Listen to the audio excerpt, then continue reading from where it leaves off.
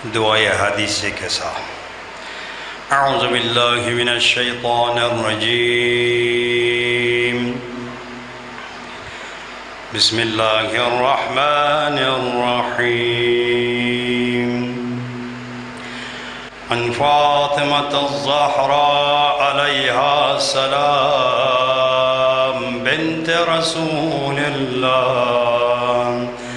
क़ाल समिअतु फ़ातिमता अन्नहा क़ालत दख़ल अलय्य अबी रसूलिल्लाह फ़ी बअज़ि अय्याम फ़क़ाल अस्सलामु अलैका या फ़ातिमा फ़क़ुल्तु अलैका अस्सलाम क़ाल इन्नी अजिदु फ़ी बदनी ज़ुफ़ा फ़क़ुल्त लहु उइज़ूनी बिल्लाहि या अबता मिनज़्ज़ुफ़ फ़क़ाल या फ़ातिमतु इतीनी बिल्कसाइल यमानी फ़ग़ित्तीनी बिही फ़अतैतुहु बिल्कसाइल यमानी फ़ग़त्तैतुहु बिही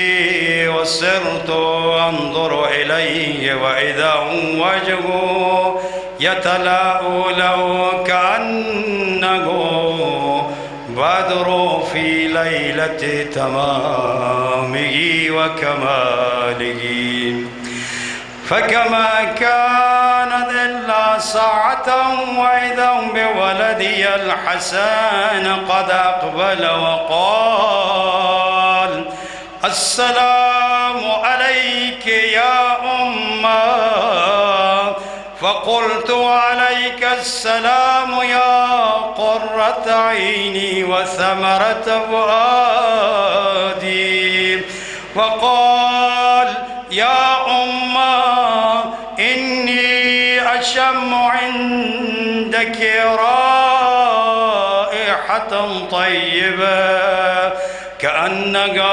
राइहतु जद्दि रसूलिल्लाह फ़क़ुल्तु नअम इन्न जद्दक तहत अल-किसाऽ फ़अक़बल अल-हसन नहव अल-किसाऽ वक़ाल अस्सलामु अलैका या जद्दाह या रसूल अल्लाह अतअज़नु ली अन अदख़ुल मअक तहत अल-किसाऽ फ़क़ाल वअलैका अस्सलाम या वलदी व या साहिब हौज़ी क़द अज़िनतु लक फ़दख़ल मअहु तहत अल-किसाऽ सलवात अल्लाहुम्म सल्लि अला मुहम्मद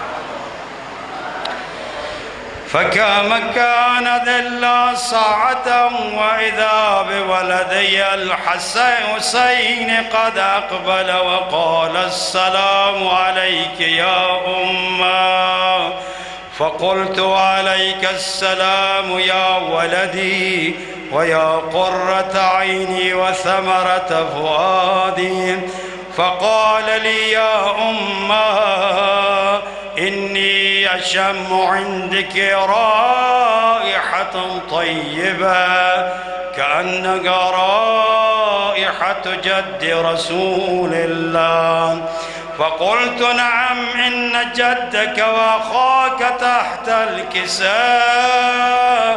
फ़दना अल-हुसैन नहव अल-किसाऽ वक़ाल अस्सलामु अलैका या जद्दाह अस्सलामु अलैका या मन इख्तारहु अल्लाह अतअज़नु ली अन अकून मअकुमा तहत अल-किसाऽ फ़क़ाल वअलैका अस्सलाम या वलदी व या शाफ़िअ उम्मती क़द अज़िनतु लक फ़दख़ल मअहुमा तहत अल-किसाऽ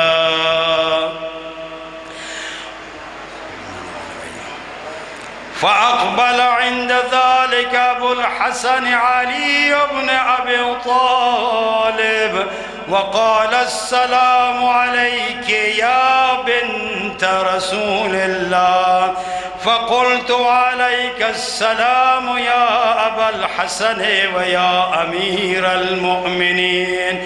فقال يا فاطمة إني أشم عندك رائحة طيبة كأنها رائحة أخي وابن عمي رسول الله.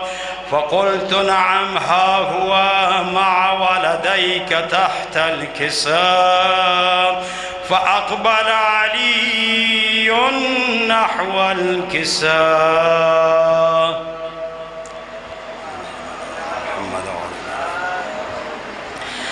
وقال السلام عليك يا رسول الله، أتأذن لي أن أكون معكم تحت الكساء؟ قال له عليك السلام يا أخي ويا وسيي وخليفتي وصاحب لواء، قد أذنت لك. فدخل علي تحت الكساء محمد عجل. ثم أتيت نحو الكساء وقلت السلام عليك يا أبتاه يا رسول الله، أتأذن لي أن أكون معكم تحت الكساء؟ وقال وعليك السلام يا بنتي ويا بزعتي، قد أذنت لك، قد دخلت تحت الكساء. فلما اكتملنا جميعا تحت الكساء أخذ أبي رسول الله بطرفي الكساء ولومي بيده اليمنى إلى السماء وقال اللهم إن هؤلاء أهل بيتي وخاصتي وحامتي، لحمهم لحمي ودمهم دمي، يؤلموني ما يؤلمهم ويحزنوني ما يحزنهم. أنا حرب لمن حاربكم وسلم لمن سالمكم وعدو لمن عاداكم ومحب لمن أحبكم. إنهم مني وأنا منهم، فاجعل صلواتك وبركاتك ورحمتك وغفرانك ورضوانك علي وعليهم، واذهب عنهم الرجس وطهرهم تطهيرا.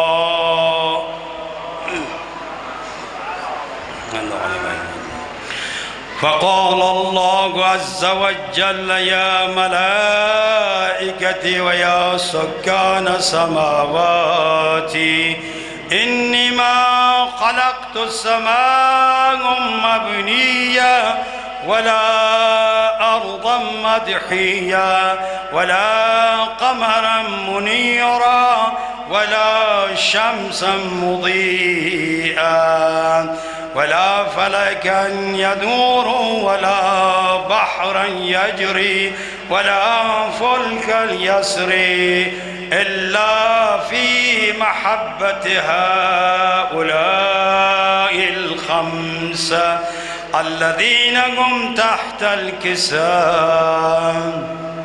فقال الأمين جبرائيل يا ربي ومن تحت الكساء؟ فقال عز وجل هم أهل بيت النبوة ومعدن الرسالة، هم فاطمة وأبوها وبالها وبنوها. فقال جبرائيل يا رب أتأذن لي أن أحبط إلى الأرض لأن أكون معهم سادسا؟ فقال الله نعم قد أذنت لك. فحبط الأمين جبرائيل وقال السلام عليك يا رسول الله. العلي الأعلى يقرأ السلام يحضك بالتحية والإكرام ويقول لك وعزتي وجلالي إني ما خلقت سماء مبنيا ولا أرضا مدحيا ولا قمرا منيرا ولا شمسا مضيا ولا فلكا يدور ولا بحرا يجري ولا فلكا يسري إلا لأهلكم ومحبتكم وقد أذن لي أن أدخل معكم فهل تأذن لي يا رسول الله؟ فقال رسول الله وعليك السلام يا أمين وحي الله إنه نعم قد أذنت لك. فدخل جبرائيل معنا تحت الكساء.